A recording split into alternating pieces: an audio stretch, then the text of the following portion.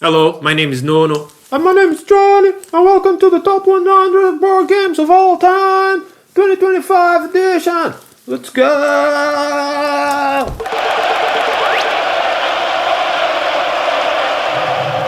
Welcome back. First, let me just quickly say that there will be chapters below for everything, spoiler free. There will also be links for every game, again spoiler free, if you don't look too hard at the links. There's also 2 links below where you can support me, a Ko-Fi and the 3 Design Etsy store. So let's start. This is what Christmas really feels like to me. It's been like that ever since starting board gaming. It's actually how I started getting into board games. It was watching top 100 board game lists, especially the Dice Tower. I was crazy about it at one point. I was just watching since their first year to the last, through the whole year. And then every time it's around Christmas time, not only them, but most YouTubers just do their lists. And I always love that. It's my favorite type of content. And I'd never imagined I would be doing this and doing my own list, but here we are. So how did I do this list? I basically put every game I own into Pub Meeple, let them battle it out, and in the end, I of course change some things up manually because that thing never goes how you want it, and sometimes it's just really hard to figure out which game won, and there's some weird results, but anyway, that's how I did it. So every game that is here is a game I love, it's a game I own, and it's a game that is in my collection and I pretend to keep for now. Also, I'll be telling how many times I played it this year. Spoilers, some will be none. Also, I didn't exactly start logging my plays at the start of the year, so there will be games that will be missing plays, but just to let you know. Also important, some footage from these games will include expansions, will include custom inserts or deluxe components I printed, so yeah, if you want a game, do your research first, don't just take my image for it. Now on to this list. This first part of the list, the 100 through 21, through 91. It's mostly light family games and actually mostly party games. Games that I don't really play that often or that I have not played in a while. This might actually be the most Christmassy part of the list, because there's games here that I basically only play with my distant family around Christmas and times like that. Most of these games are for me solid 7s and games I would recommend for those situations. And just remember, everyone plays games different, not only because of their tastes, but also the groups that they have, the situations that they live in. I've personally learned that my situation for playing board games changed a lot in the last 2 years, from only playing party and light family games to mostly playing solo and higher, heavier games. So if a game is not on this list, don't fret, it's still a good game. And also remember, rankings can change really easily. Just the fact of not playing a game for a long time can really make his ranking go higher or lower, so all of these are great games. Let's just take this moment to celebrate how cool board games are and say what we love about them, and don't forget to drop your lists in the comments. Just shut up, man, let's go! Number 100. My number 100 is the first Reiner Knizia game on this list, and I'm not a Reiner Knizia super fan by any means. I heard so much that I have to say that it's from him. It's also a tile laying game, and it's a genre that is going out of my playing habits. This game is The Forbidden City. And this is a game that found my collection way too late, because when I first started board gaming, Carcassonne was one of the biggest titles I had. I played that game to death. It was my favorite 2-player game for a long while. And recently they have just fallen out of favor for me. I have not finding tile laying as exciting as I was before. I have not played these games in a long while. And this one actually substituted Carcassonne for me, so Carcassonne is not on the list. But The Forbidden City is basically a game where 2 to 4 players are laying tiles building the palace in the Forbidden City in China. And what you're doing is that there's 4 different colors, or 5, I don't know, and some of your tiles will have your followers, which is your faction that is trying to gain power inside the palace. And the way you play this, like Carcassonne but different, while in Carcassonne you'll be placing meeples to mark your areas, here there will be special tiles where you can do that. And the major difference between this and Carcassonne is that once you score a location, because you have more followers than the others, that location can score you as many points as big it is. But the twist here is that once a section is finished, other sections, other rooms, other zones that connect to your zone will score themselves and your zone too. So when you make a really big zone, you have to be extra careful because someone else may come along and do a 1-point room but connects it to yours, and then if you add like 30 points on that room, they will do 31. So it's a game that is a bit more chaotic and more explosive than Carcassonne. I think it's even more lucky than Carcassonne, but at the same time it's more exciting and it's cooler for that, and I think that's why it substituted Carcassonne for me. Also, I was having fatigue of Carcassonne. Still, as I said, this is a number 100 because tile laying is just running out of my list. I'm not sure if it will make a resurgence or if it will leave my list completely next year. Still, I think these are games that are really cool for new players especially, and I had a fun time with it, and it's my number 100. It's good to see you moving on from Gateway Games 7 years later, man. Jesus. Now you just need to mature and get an actual taste in board games. Jesus Christ, man. 7 years, man. Let those games go. Number 99. My number 99 is the first dexterity game on the list. It's a game that can be enjoyed, everyone, kids included. And it's actually a game that for me almost doesn't define as a game and is more of an activity. My number 99 is Rhino Hero Super Battle. Apart from Jenga, which I'm not counting because it's a game most of us experienced even before we even considered being a board gamer or whatever that meant. So this was my first dexterity game, and the reason I still love this game today, even though I think it kind of fails as a game, and I'll better just explain the game first. So in this game, you're controlling a superhero that is basically a meeple, and on your turn, you're going to pick a floor card, and that floor will tell you what kind of walls you can use to build that floor. So according to that, you'll pick up the walls, which are either tall or small, or a combination or both, or just one, and you'll build a floor on there. And then you'll throw a dice that will tell you if you go up or if you go down. And if at some point you are in the same floor as another character, as another player, you will battle it out. And for that you'll use dice. The one battling, I think, has a dice with higher probabilities, just a little bit. And you both throw the dice and whoever wins stays and the other one goes down. And as you go down, if you have to battle again, you just do it. So why is this game so fun? Because it's, for me, from every game I tried, the fact that you're actually building a building is the most exciting I've ever tried in a game like that. It's really cool to build a building. It's really cool to try to link constructions together, try to make things stronger. But there's also points where you're forced to build just one wall and the floor, and the game gets really shaky. So it's really exciting. The building in this game is really exciting, and that's what makes the game so fun for everyone included. It's a game sometimes it's even fun to just watch being played. So yeah, the theme is a bit weird. Like, heroes are fighting against each other because there's no villains, so they are fighting each other, and at the same time they're fighting each other, they are building a building. Imagine that! Heroes doing actual work! Jesus!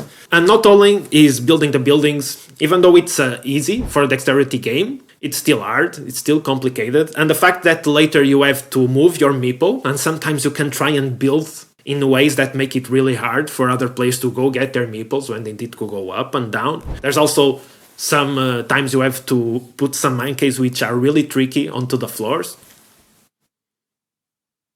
Man, I need to try this game. And the reason this defines this game is that the win or lose is that when the game falls down, whoever is placing higher wins. And the fact that you're placing higher is completely related to luck. It's just luck. That part of the game, for me, it's a big miss, but just the construction, just getting your meeple, trying to put it there, just that is so much fun that this game is really cool. Even if it completely fails as a game, or if the person that is going to win is just the luckiest person. So, my number 99...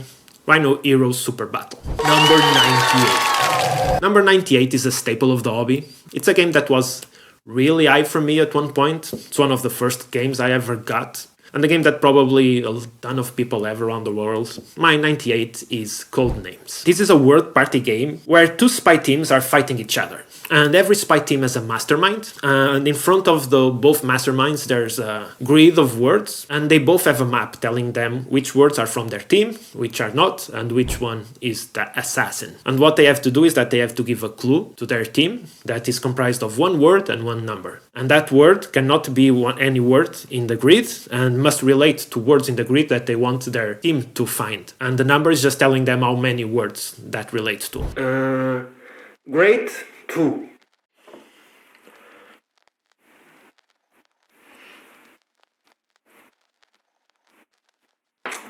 No, Johnny, come on. What the fuck, man? What do you mean that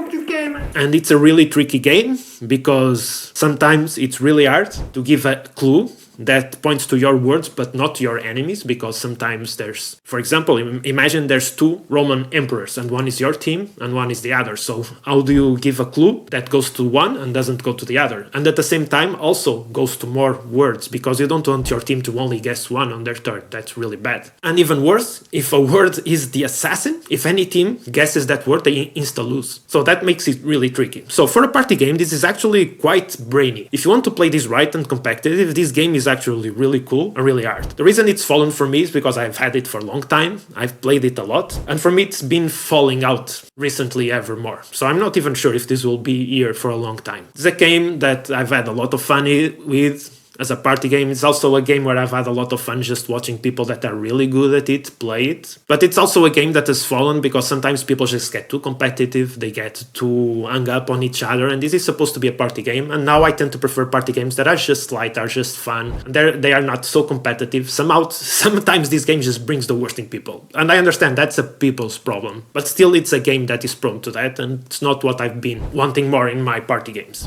Number 97. My number 97 is one of the most thematic games I have on the list. It's also a game I want to love and I want to hate at the same time. It's a game that's really down on the list because of that. If some slight things change, this would probably be around my top 3. It's also the first Awaken Realms game in this list. My number 97 is ISS Vanguard. ISS Vanguard is a campaign game about space exploration. Basically, Earth is on its last legs and humanity needs something to survive. I'm actually not entirely sure anymore of the beginning if resources are depleting on Earth or something like that. Anyway, suddenly in the middle of the Arctic Ocean, I think, we discover an ancient alien spaceship buried under the water. And as we take it out, we realize that the life on Earth might have been created by aliens. And we realize there's coordinates that they left for various places along the galaxy, and one of them is right here in our solar system. And it's something we didn't even know it was there. So all the governments in the world get together, they combine the technology, they research that ship, and they get it ready to go into space again, and we go and find our origins. So it's a really cool story. It's really well done. This game really makes you feel like you're discovering space, you're discovering the unknown. It's akin to movies like Interstellar. It's really immersive on that aspect. So the way this game plays is that you have an app that will tell you the story with voice acting that is really cool, really well done. And then the game is basically about 2 different sections. One is about deciding on a planet that you want to explore, traveling there, exploring that alien planet, trying to find clues to progress the story. And for that you assemble a team of crew members. There's like tons of crew members to choose from. Like, the game has a real population inside. All of them with their personalities, their goals, their professions, their things, and you can help them evolve in different ways. Then there's the other part that comes after the space exploration, where you bring alien technology onto the ship and you manage your ship and you upgrade and you research technology. It's all so really cool, so really immersive. Again, this is like Interstellar, and you really feel like you're discovering the unknown. The way that part of the game is done is just so cool. Anyone who loves space exploration, the unknown, will love this, I'm sure. Problem is that the gameplay has a lot of highs and lows. One part of the gameplay is awesome, the ship management, and the other part, the space exploration, it's not so cool. It's a lot of effort for something that should be really simple, and that's the reason why this is at this number. Because to get through those parts, and they are hard to get through, you really need the willpower. Man, this game's about preparing for something, and then the game yells, "Surprise! You're just gonna roll some dice for 2 hours and die." Man, at least I can get off on characters with personalities dying, It's always fun, it feels more real. My number 97, ISS Vanguard. Number 96. My number 96 is another party game. This one has something kind of unique and smart. It is not the type of game I would normally gravitate towards. Party games are actually something I played a lot when I first started the Hobbit, but not so much recently. But this is a game I really enjoy, especially with certain people, and I really enjoy this game just for them more than I do for myself. My number 96 is Medium. This is a game about you and the other players connecting your minds. So the way you play this is that everyone has a deck of cards with one word in each card, and when it's your turn, you actually play this game 2 times. You play when the person next to you plays, and you also play on your turn. And the way you play is that you and the person next to you must both choose a word from their decks and lay them on the table. Then you both are going to look at those 2 words. You're going to look at each other, you're going to link your minds, and you're going to count to 3. And at 3, you both are going to say one word that should be a word that is in between those 2. Like, should be the most obvious word that relates to those 2 words. And if you both say the same word, you won, you get the point token, and you're done. And if you both say different words, then you go again, using those 2 different words and trying to guess the middle word again. And you can do that up to 3 times before it's the turn of the next person. So a really simple game that some people are going to love and others are not going to care for. The thing that makes this game really exciting is that some non-players will absolutely love this game. People that are really not drawn to games and are really not good at games, if they are playing with someone they know really well, they are going to enjoy this a lot. They can even win. But it's really surprising, sometimes really cool when people do meet those words. But it's also really fun when you just see 2 people and they go to completely different directions and then they try to make it work. The fact that every time you're going to say that word is a really exciting moment, whether you get it or not. And this game lives from those moments. And yeah, just a really cool game. My number 96. Also, it's a really cool box. You can absolutely tell that whoever produced this had severe OCD, and I say that in the best way possible. It's just so neatly organized, and the box calls attention. If you have someone in your house and they like the esoteric and they see this box, they're going to start asking questions. What? Man, I thought we had this game to help identify evil witches so we could kill them right away, man.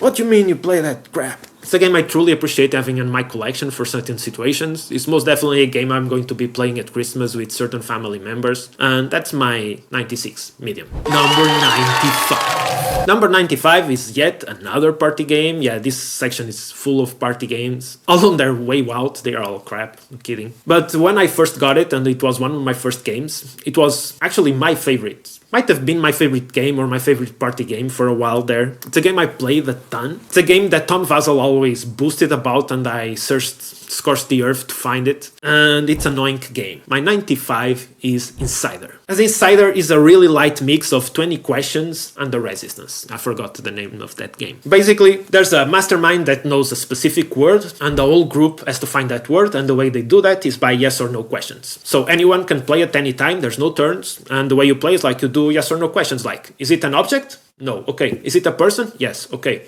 Is it alive? Yes. Okay. So, and everyone is going then from there trying to narrow it down until they find the word. And they have a time limit to do that. So, who wins, who loses, how does it work? The thing that makes this game kind of unique is that there's actually 2 teams, 2 dissimulated teams. And that's where the part from Resistance comes. From the people that are trying to guess the word, there's actually one that is the insider. And that person already knows the word. And that person is actually in a team with the mastermind. So the only way the mastermind and the insider win the game is if the group does find the word, but once the word is found, there's another end part of the game. And in that end part, everyone is going to vote who they think the insider is. The mastermind and the insider only won if the group finds the word, but they don't guess who the insider is. The rest of the players are the other team, and they win the game if they do find the word and if they do find the insider. So everyone wants to guess the word, but it is hard to guess the word, especially inside the time limit. And so sometimes the insider, he has to help the group along, he has to make questions that help the group find the word, but he can't be obvious about it. So this game is really cool, it's really simple, it's a game I took to work many times, got a lot of people into board gaming that way, and it's really exciting just for anyone trying to guess the word. Just playing 20 questions as a party game is cool, it's exciting, but then there's also the part that you're trying to figure out who knows too much. So you also don't want to make just too obvious questions or to make it too easy, you want to give the insider a chance to have to play. And if you're the insider, being the insider is really fun, because sometimes the group is just not getting there, and you're like, inside you're like, fucking hell. Like, I'm making the questions, it's so obvious and they're still throwing off, and sometimes you have to make a poker face, and it's really funny that way. Also, for the person that is answering, that would seem like the less relevant role. It's also cool because you do want the people to find that. You want to give them good answers, but sometimes it's impossible. Sometimes you don't know the answer. You don't know if it's yes, if it's no, if it's a maybe, and sometimes you don't know the answer, but the answer you give completely throws everything off, and you realize that they start doing the wrong questions after after that, and they're like, fuck, I fucked up, I shouldn't have said that, I should have said, I don't know. And it's a really fun game for everyone. Of course, this is the type of game that not everyone is going to enjoy. It's still a social deduction game. It's a really cool one, really light one, and yeah, it's my number 95 Insider. Yeah, basically, the way you play this game is that you ask, does Johnny hate it? No, forget it, that doesn't tell you anything, because the answer is always yes. Number 94. My number 94 is a Ticket to Ride clone. It's a family gateway game. It's actually the only Ticket to Ride-esque game in my list. Ticket to Ride has moved out. I really enjoy Ticket to Ride, but my family one time dropped water on it and I gifted it to them and I got this instead. And there's actually another Ticket-esque ride game I really enjoy, that is Porto, that I think of the three is the one that plays faster. But the reason, my 94 is Trekking the World, the first edition. And the reason I really enjoy this game is that it is a bit more convoluted. There's just a little bit more going on than Ticket to Ride. And I'm not even sure, I've not played it as much to actually be sure how well this game does with gamers. And I think it outstays its welcome just a little bit. I do have to play it more to really compare it to Ticket to Ride. A review will coming at some point. But the thing I really enjoy in this game is that it is perfect as a gateway game, more than Ticket to Ride in my opinion. Not saying the classic is bad, but it's just the theming. The production of this game is awesome, and the theming is something everybody loves. Especially those people that might not even want to play board games. They just want to travel, they want to talk about travel, and for them board games seem boring. You show them this game, you get them playing. Absolutely. This game just gets people playing. Everybody loves the world, locations, and this game, the contracts you do, instead of just connecting some random location, it's actually a really beautiful card with a really nice illustration of the location of the contract you're trying to fulfill. On the other side of it, there's just, the whole card is dedicated to just information about that place. It makes it so this game goes beyond the game. People will enjoy this game just to get those locations, just to read what it is about. You can actually enrich your culture just playing this game. And it also spurs conversations around the table about travel and stuff like that. I know that's not always cool in board games, sometimes that detracts from the playing experience, but it's a really cool game to get non-board gamers and people that probably don't want to play games playing games. This game just catches people, make them want to play. That's what I really enjoy it, and it's my number 94, Trekking the World, the first edition. Because the second edition, which I've not played, it's a completely different game. To the point I don't understand why they would call it a second edition. Why wouldn't they call it another name and just make a different game? Because yeah, this is a game that just bridges the gap to the real world and piques the interest of everyone. Do you know what also bridges the gap into the real world? A slap in the face telling you to go out and touch grass, man. Jesus Christ, man. You don't need to play board games about traveling. You just need to travel. End of conversation. Number 93. My number 93 is a highly thematic solo co-op game that can also be a competitive game. It's the one I already mentioned in my top solo board games of all time. This one is The Lost Expedition. In this game, you are assembling a crew of people to go into South America, deep into the jungle, to search for Percy Fawcett. Did I say that right? Where is it? Yeah. Percy Fawcett is a legendary explorer that was disappeared while searching for El Dorado, and you were assembling a team to go there and search for it. Man, again, with you white people going where you don't belong, man. It's well done that happened. Sorry, man. So I don't super enjoy this game co-op. This is the type of co-op where basically everyone is playing as one player and discussing things and making decisions together. I don't really enjoy those types of co-op. Some people will definitely do, but those types of games I generally prefer to play solo. What's cool about this game is that you also have a competitive mode that I never see anyone talking about it, that it's actually pretty cool. But I especially love this as solo because this is really simple. You can easily get into it. You can easily remember the rules. And it's a nice thematic puzzle. It's the kind of puzzle you play with beautiful cards. The production is really cool, and you're actually playing a puzzle, but you're also telling a story. And it's hard to find a game like this that is highly thematic, that tells a story, but you're still only doing a puzzle. And the way you play this game is that you have our explorers, they have health, they also have expertises that you can spend, and there's day and there's night, and for every one of these phases you get a bunch of cards that are mostly bad things that happen in the jungle, and you have to, according to different rules to the day and night, you have to lay them on the table in a way that first you best think you can traverse them. Because to traverse force a card, you'll have to make options on what you're going to accomplish and not accomplish on that card, and you always have to trade something. You sometimes gain something, but you mostly are trading something, and you're trying to do your best to at least one person survives until El Dorado. And yeah, I guess the theme is really strange because you go there to search for Percy Fawcett, but at some point you're like, fuck Percy, you're just going to try and find El Dorado, and you win if you find El Dorado. Fuck Percy.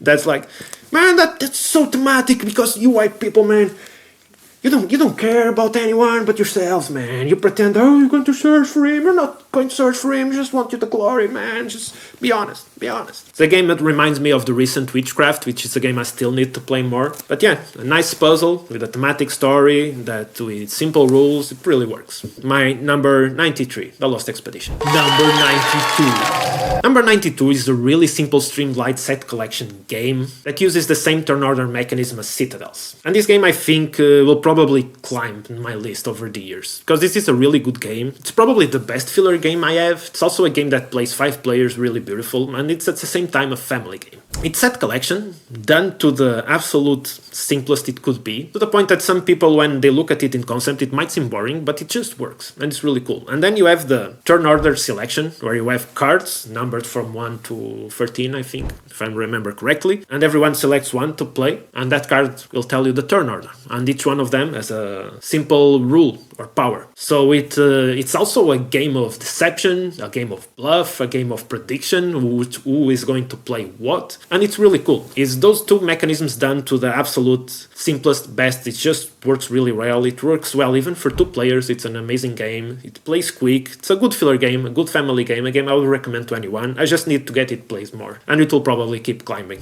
Man, what the fuck, let's get games and make them more complicated, man. I want to like crap games for family. You're taking good games like Citadels and make them simpler, make them more complicated, man. I want to see people crying, I want to see people sad, I want to see people leaving the table, man. That's a nice gateway game, Getting people out of my house, man. Leave me alone, man. Jesus, so much noise. This game will probably at some point substitute the other awesome family game that plays up to 5 players that is coming higher on my list at some point. We'll talk about it when we get there. My number 92, Valbara. Also, some awesome art, some also awesome theming, even though it's not really important for the game. Anyway, number 91. Number 91, to make things different, no, not really, it's another party game. And this one, much like Rhino Hero. Rhino Hero is an adjacent party game. This one is pure party game, but most like that game. This is almost not a game for me. It's a game that when I play it, I normally don't finish it. I don't count who wins or who loses. It's a weird thing. This game is also the oldest game on this part of the list. Not the oldest in the whole list, but it's a really old game. This one is Taboo, a game from 1989. And this one really surprised me. This is not a game I would ever get. This is a game that in my mind, if I knew about it, I would just chuckle to mass market old games like Clue and Monopoly and would never bat an eye at it. This is a game that was gifted to me by a family gamer, by the family member.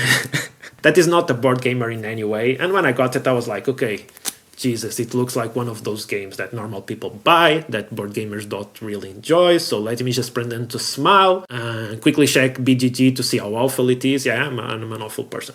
And I went to BGG, and it was not that bad. I was surprised, like, this game is super old. A ton of people know about this game, and I never heard about it. And it's actually not that bad. I think it's a 6 and something, so not that bad. But the thing is, might be the funniest, hands down, the funniest party game I have. I laugh out loud when I'm playing this, to the point that I don't care about my play, I just care about other people. It's a game I play with my family. It's a game I think just brings different generations of a family and different people of a family together and makes things so much fun. It's a game that...